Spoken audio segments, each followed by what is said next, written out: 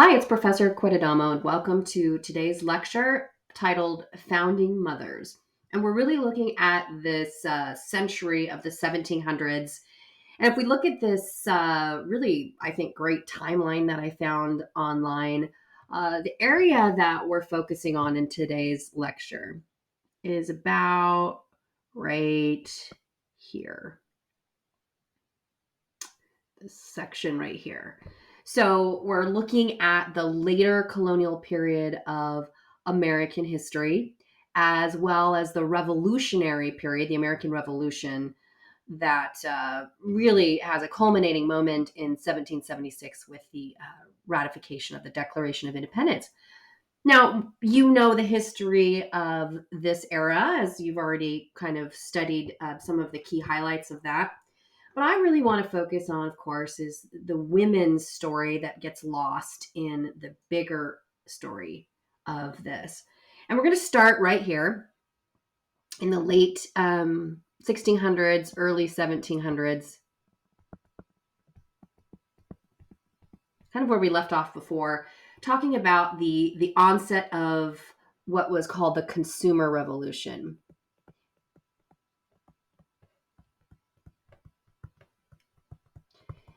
And this was a revolution that was touching not just Great Britain, but because of Atlantic trade, was really altering the social and economic landscape of the 13 colonies in this time. So historians really use this phrase, the consumer revolution, to convey this new focus on buying and owning things for personal and domestic use, stuff, as it were, that accompanied rising prosperity and a move beyond survival to this more vibrant mercantile economy, as well as as a society that was more stratified by class. So here's a simple illustration. In the 17th century, so right, the 1600s, colonial houses were sparsely furnished, and life really revolved around the hearth. If families ate dinner off of a table board that was topped with several trenchers containing hollowed bowls to hold the food, which was eaten with spoons. Beverages were drunk from a single flagon passed around the table. Colonists, especially children, often ate standing up because there weren't a lot of chairs or stools in a house, and cooking implements were mostly utilitarian, meaning that they were just meant to serve a particular purpose. So you might use the one pot you have to make your soup, your stew, and your coffee. Clothing was also utilitarian. You would not own a huge closet full of different wardrobe items. Privacy was virtually non existent in a colonial home. And when guests would come to stay, they'd often share the family bed. Could you imagine that today? Now, in the 18th century, so the 1700s, households started looking a lot different, even at the lower end of the social strata, like lower class people. There were china plates and silver or pewter utensils for eating. You might have a chest of drawers for storing extra clothing and linens. And instead of guests being welcomed into the kitchen, they were now entertained in a formal parlor whose only function was to receive visitors, sort of like the equivalent of a formal living room in our modern day era, which it seems to be going away as well. Larger, more elaborate houses needed things to fill them up. So, where did these goods come from? Well, they came from that thriving Atlantic trade that we've talked about and that you can see pictured here. It links the American colonies to the markets of Europe and even further out.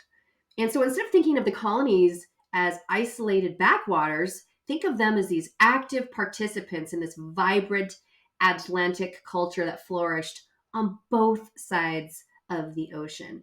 And you can see this map circa 1750. This is what the transatlantic world looked like. British colonies are right here in pink. They also have some here in the Caribbean. And then the transatlantic trade routes are denoted by the red line. And you can see that you've got fish and furs and lumber that are making their way from the colonies to Great Britain, where they are manufactured into goods and sent back as manufactured goods to the colonies for them to purchase. Tobacco is part of that process, grains, fish, rum.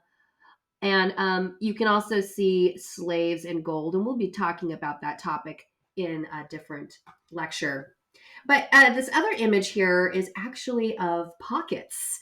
So this fits in with this consumer revolution. Pockets were women's purses of the colonial era, and they were hand sewn. They were often with adorned with embroidery or beadwork.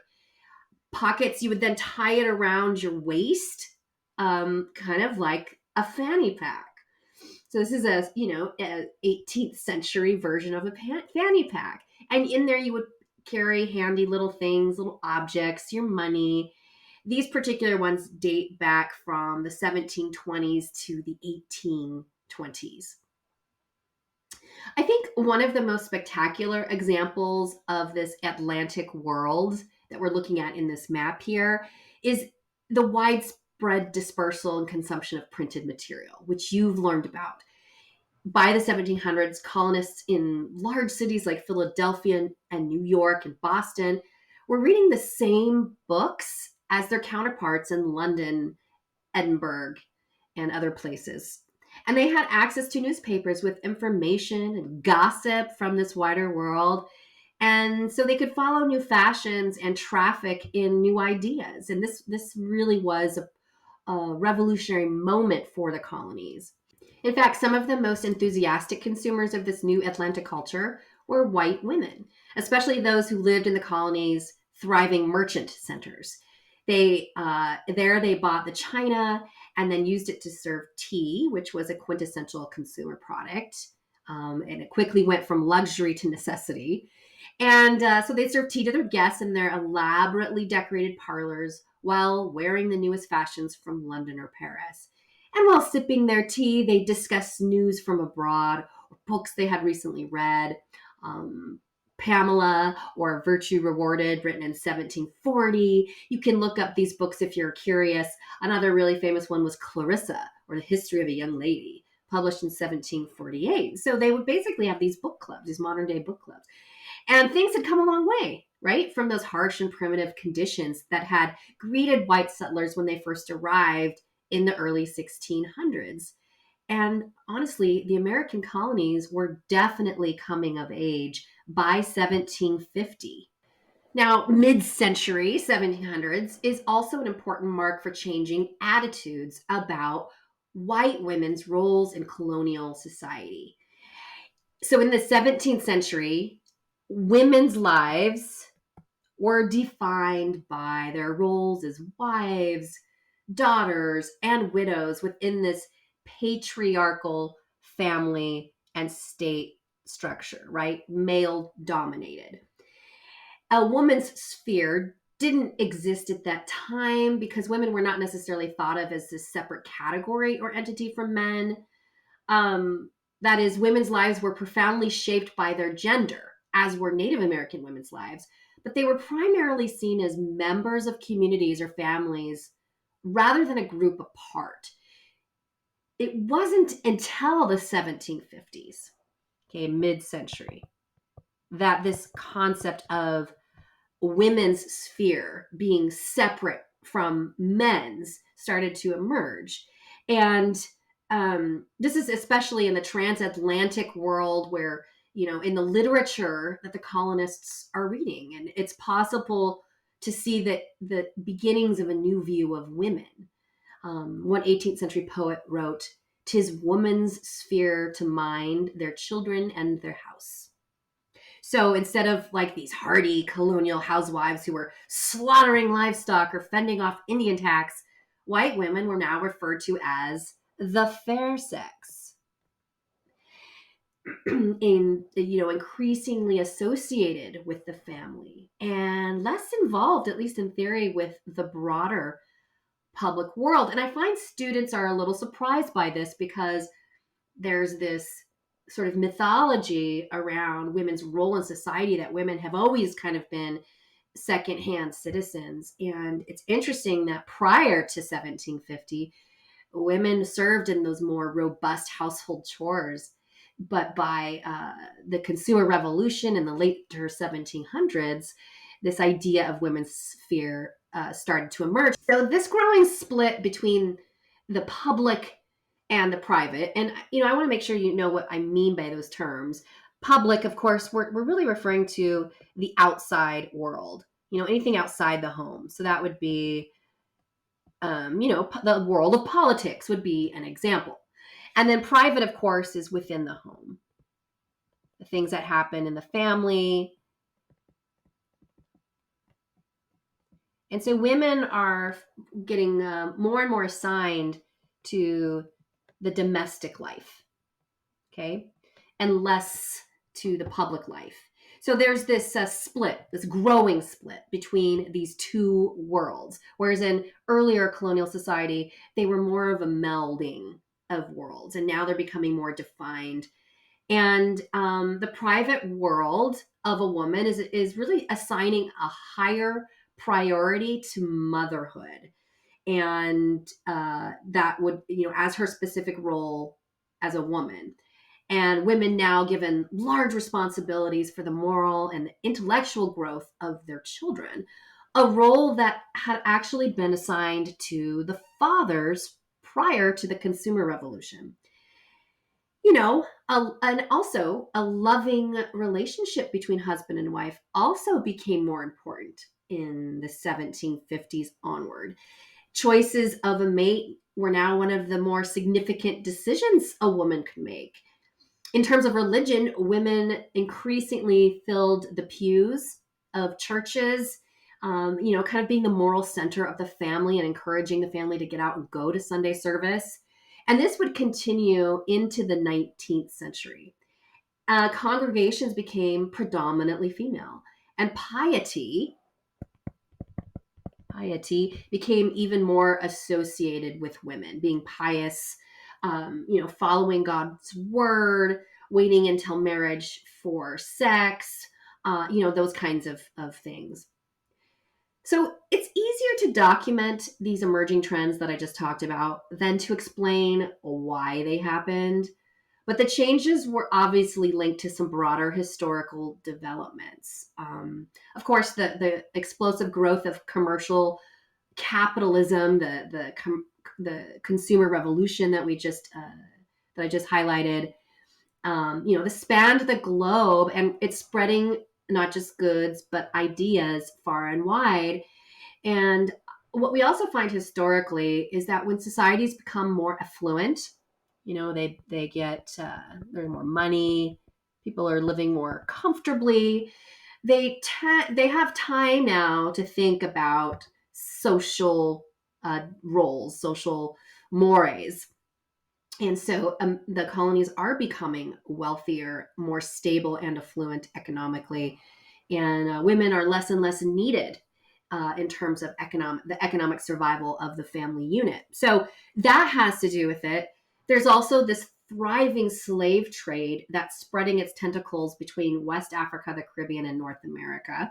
We'll talk about the impact that has in a later unit. But slaves are filling are filling the colonies and taking part in the economic viability of the colonies in this period. And then there's this glorious revolution. That's actually what it was called. It was a glorious revolution in England in 1688. It's not important that you know the details of the Glorious Revolution for this class, but I think having some context is really important.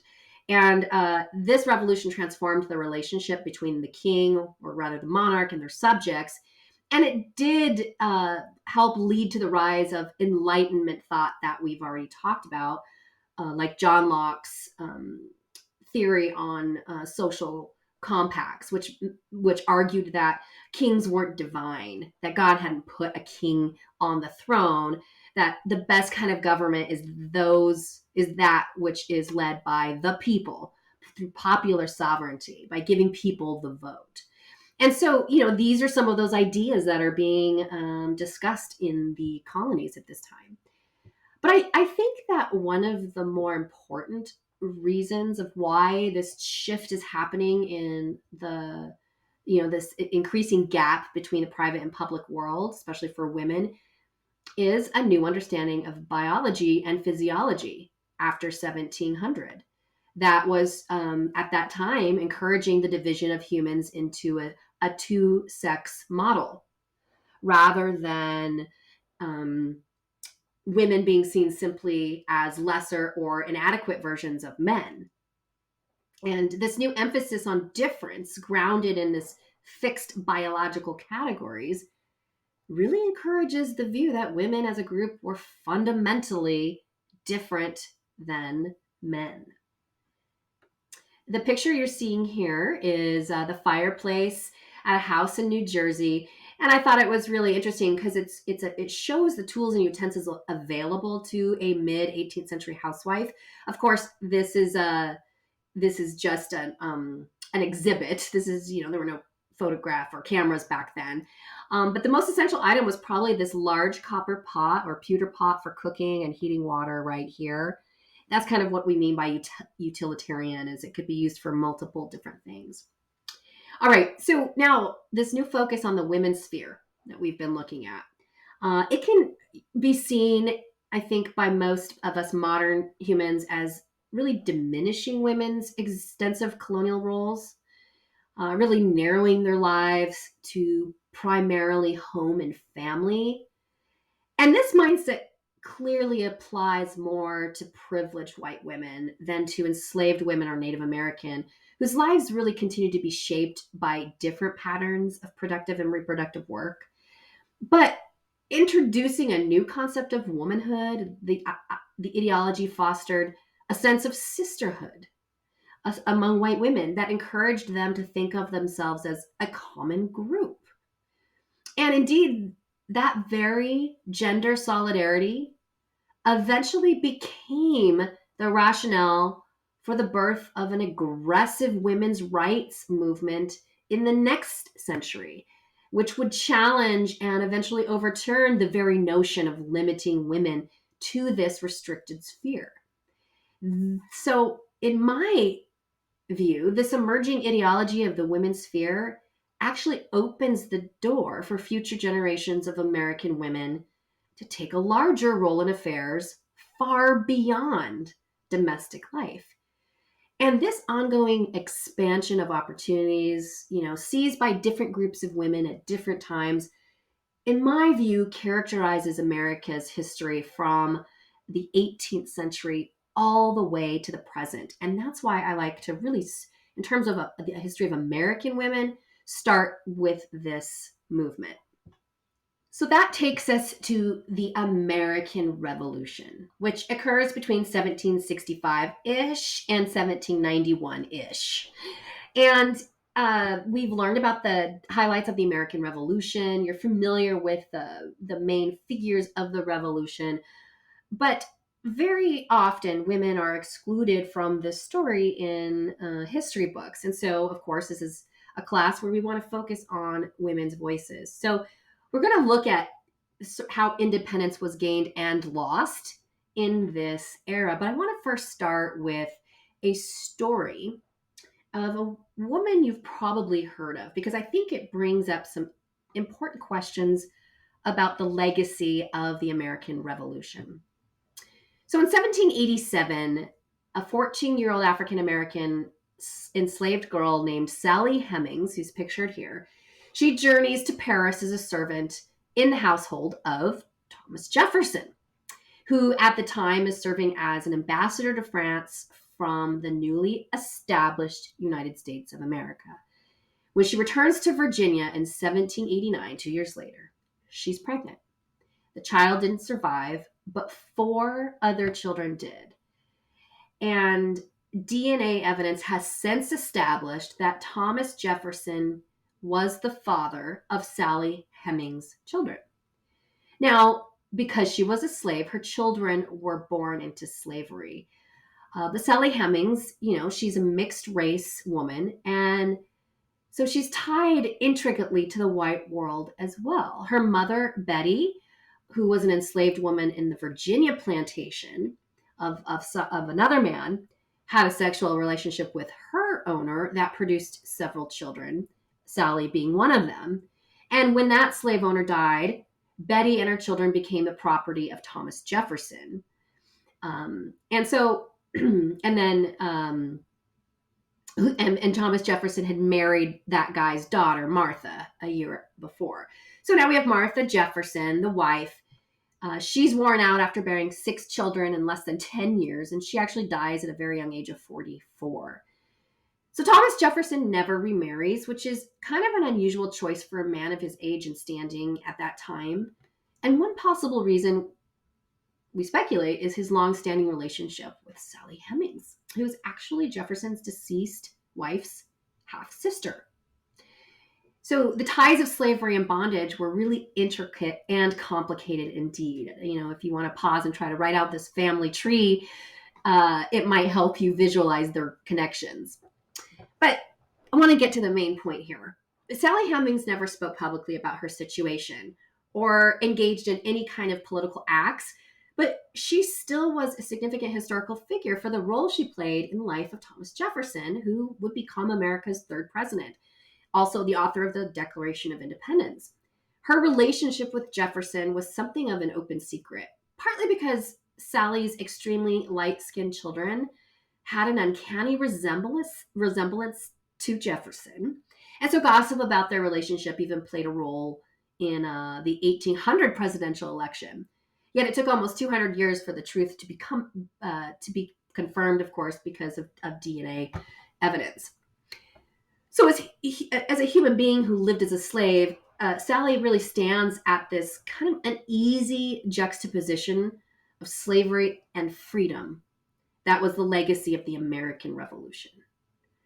Her owner and the father of her children helped to conceive the new democratic experience that would become the United States of America. And at the time that he profited from slavery because he was a slave owner. Sally Hemings, as an enslaved American woman, her story kind of mocks the Declaration of Independence notion that all men are created equal. You know, you combine race and gender, 2 strikes against her, and her life allows us to ask what democracy meant for women, white and black. And even further, what would it take to win the freedom for both slaves and women who would plead their cause? So while the American Revolution did not dramatically reshape women's lives, it did set in motion a range of other changes that affected the early history of the country and its female inhabitants. All right, so what did the American Revolution mean to the new nation's women? We are mostly talking about white women now, and in part it depends on, so what did the American Revolution mean to the nation's women? And in part it depends on which women. Enslaved women and Native American women saw little change in their status, even though there was very lofty rhetoric about liberty and equality in the Declaration of Independence. More broadly, the revolution did not radically change women's political rights or legal rights. But it did provide some openings, especially for elite white women to play larger roles in the new democracy. Judith Sargent Murray wrote a play in 1791 where she predicted the dawn of a, quote, new era of female history. And these changes in consciousness would play themselves out for decades to come. Now, of course, we've talked about the ideology that defined women in terms of their homes and families by this point in American history. But women could not remain aloof from the events leading up to the break with Great Britain, even if they wanted to. The country is really basically embedded in a civil war because not everyone in the United States is against Great Britain. You have patriots who are for the revolution, and you have loyalists who support Great Britain. So Great Britain, they don't want independence. They want to remain loyal subjects. And then these are the revolutionaries.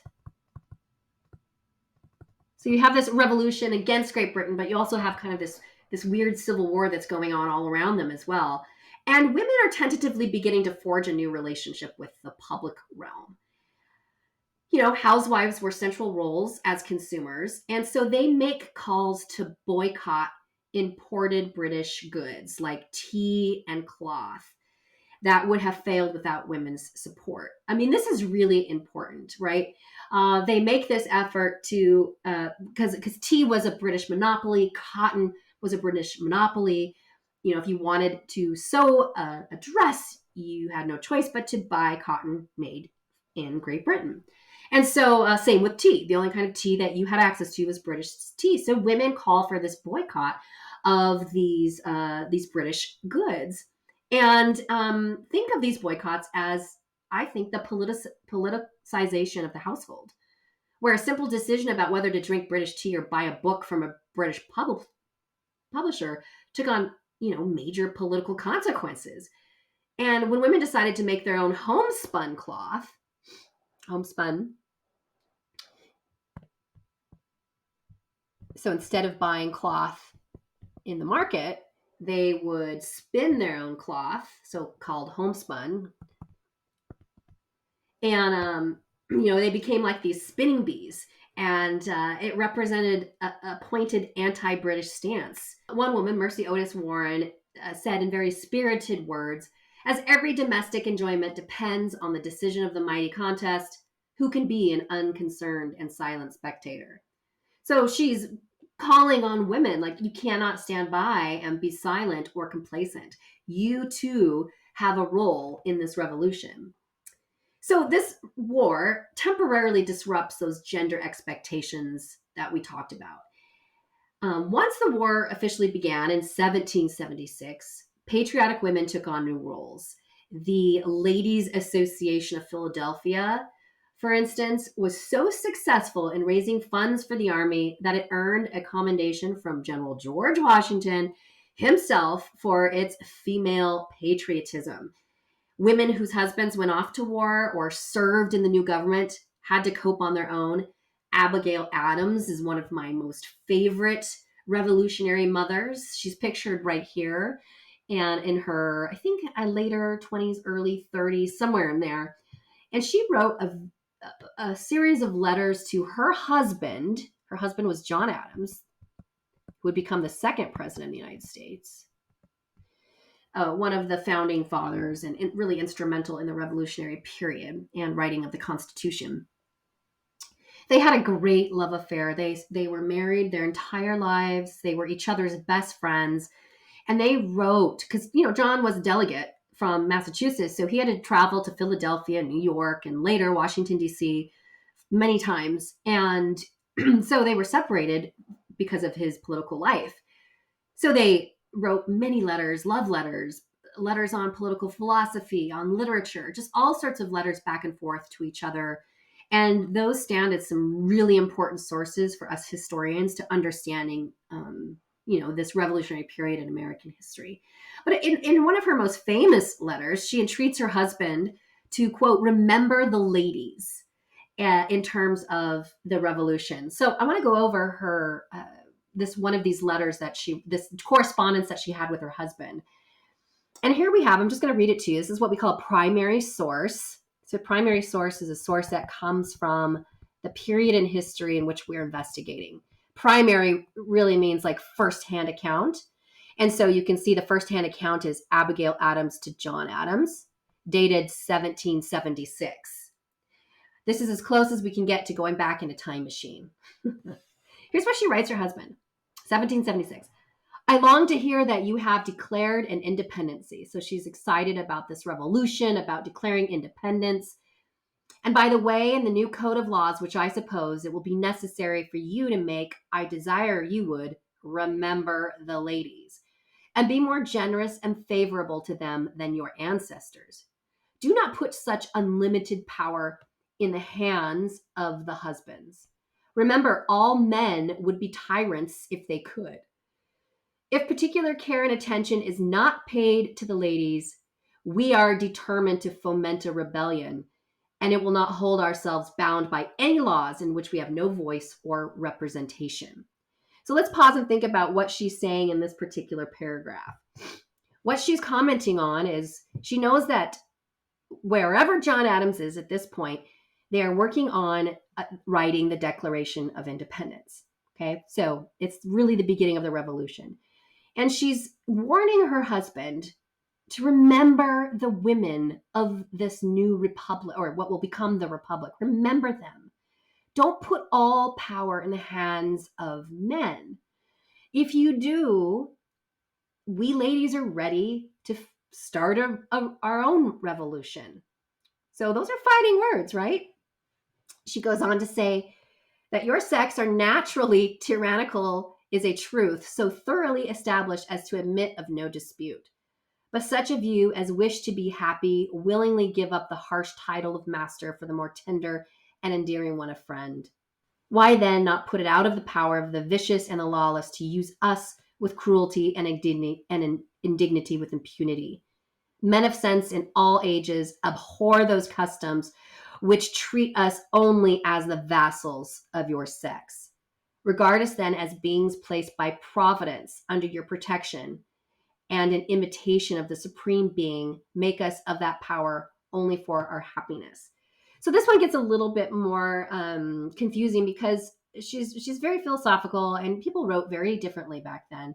But what she's saying in a nutshell is that men, historically speaking, have shown that they can easily become tyrants, right? Power hungry. And so she's asking him to not treat women as sort of slaves to their tyrant dispositions. Okay? All right. Now, John Adams responds. So she writes in March 31, 1776. He responds pretty quickly, just a few weeks later. Mail wasn't super slow back then. He says, as to your extraordinary code of laws, I cannot but laugh. We have been told that our struggle has loosened the bands of government everywhere, that children and apprentices were disobedient, that schools and colleges were grown turbulent, that Indians slighted their guardians, and Negroes grew insolent to their masters. But your letter was the first intimation that another tribe, more numerous and powerful than all the rest, were grown discontented. This is rather too coarse a compliment, but you are so saucy, I won't blot it out. So he's being he's not happy with Abigail's Remember the Ladies letter. He's basically saying that, we write about independence, but it has had a negative side effect, right? Because the Declaration of Independence uses this very famous phrase: life, liberty, and the pursuit of happiness. And it also talks about that all men are created equal. Of course, Abigail Adams is getting word of this Declaration of Independence. John Adams says that on one hand we are declaring these things for America, but the side effect is that it's starting to get down to the public, and the masses are becoming disobedient. The Native Americans and the slaves are disobeying their masters. And she said it, and he says, and now you're joining this tribe of people who are discontented. And he laughs about this. He goes on to say, depend upon it, we know better than to repeal our masculine systems. Although they are in full force, they are little more than theory. We dare not exert our power in its full latitude. We are obliged to go fair and softly, and in practice, we are the subjects. So he, in some way, concedes to his wife and says, we know who's really in charge, but let us continue our efforts in this Declaration of Independence. Don't strip us of our manhood. And I promise you that we will go fair and softly as we move ahead. In a final response in May, she writes to her husband, I cannot say that I think you very generous to the ladies. For whilst you are proclaiming peace and goodwill to men, emancipating all nations, you insist upon retaining an absolute power over wives. But you must remember that arbitrary power is like most other things, which are very hard, very liable to be broken. And notwithstanding all your wise laws and maxims, we have it, our power not only to free ourselves, but to subdue our masters. And without violence, throw both your natural and legal authority at your feet. Mic drop. I mean, that is an Abigail Adams mic drop right there. She's like, we don't need to resort to violence to subdue our masters like you do. We have other ways of doing it because we are the ones in charge. You just aren't admitting it. That's what she's saying. She quotes, charm by accepting, by submitting sway, yet have our humor most when we obey. So there is a little correspondence between Abigail Adams and John Adams, and hopefully you can see why Abigail Adams is one of my heroes, one of my founding mothers, revolutionary heroes of this period. So women also were married to loyalist men. Remember, loyalists are those who support Great Britain. They side with the British. And they too saw their lives totally upended, especially if they did not agree with their husband's decisions. And after the war ended, their efforts to use legal recourse to regain property that had been taken away, it actually highlighted the limits of women's independent legal standing because they just didn't have any. Some women actually fought in the war. Deborah Sampson had developed a variety of skills as an indentured servant in her home of Massachusetts. And she enlisted in the Continental Army in 1781 under the assumed name of Robert Shirtlift. Yes, indeed. How many of you knew this? A little hard to see with the red pen. She donned men's clothing and she served for 17 months. She was actually wounded in battle outside of Tarrytown, New York. And she was honorably discharged. And after that, she returned to living as a woman. She married, she had children. Decades later, Congress awarded her a veteran's pension for her military service.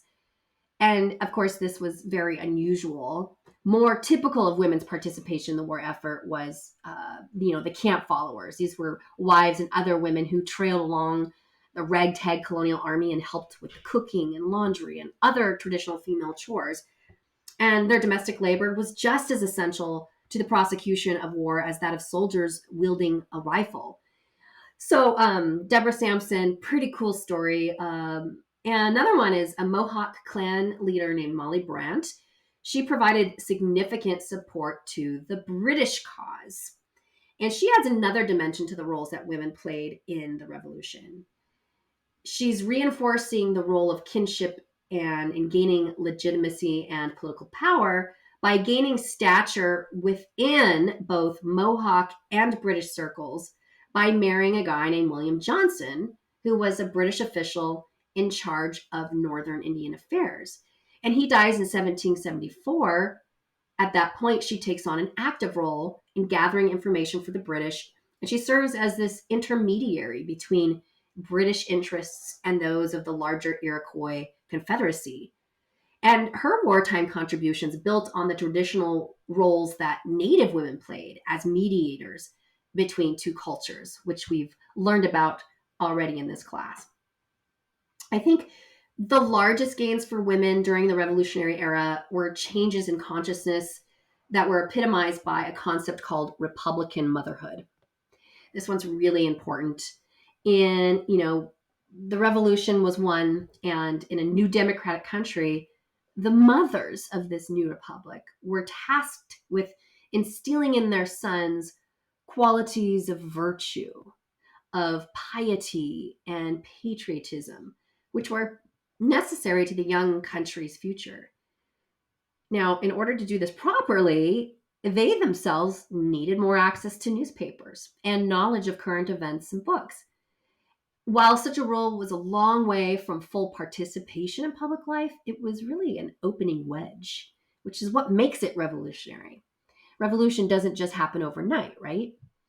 Now, as a corollary, this emphasis on Republican motherhood encouraged this new interest in education for women, of course, right? Because now they need access to knowledge. It was designed to mainly make women better wives and mothers, but it did have some level of scholarship to Republican ideals, and it made women's education less threatening because it really was about Republican motherhood, about the future of the nation. Previously, just as a side note, too much learning had been thought to unsex women, making them unfit for marriage and domestic duties, making them more like men, in other words. But back to the early years of the Republic, the topic of women's education was being discussed widely. Benjamin Rush, Dr. Benjamin Rush, published a pamphlet called Thoughts on Female Education in 1787 that really kind of laid out the debates about the pros and cons of educating, quote, the fair sex. But soon a range of finishing schools and female academies sprang up. One famous one is Emma Willard's school in Troy, New York in 1819. It really exemplifies this trend. This was the first women's higher education institute, and it's still around. You can see the building right here. Pretty remarkable. Did you know that there was a university for women as early as the Revolutionary period? Now, as a byproduct, women found new opportunities as teachers in this expanding public and private school system. And by mid century, and now we're talking mid century 1850, not 1750, by 1850, a quarter of the nation's teachers were women. So I'm just going to draw a pie chart of all the teachers. One quarter were women. Was not huge, but it really is showing us a harbinger of the future, of basically of things to come.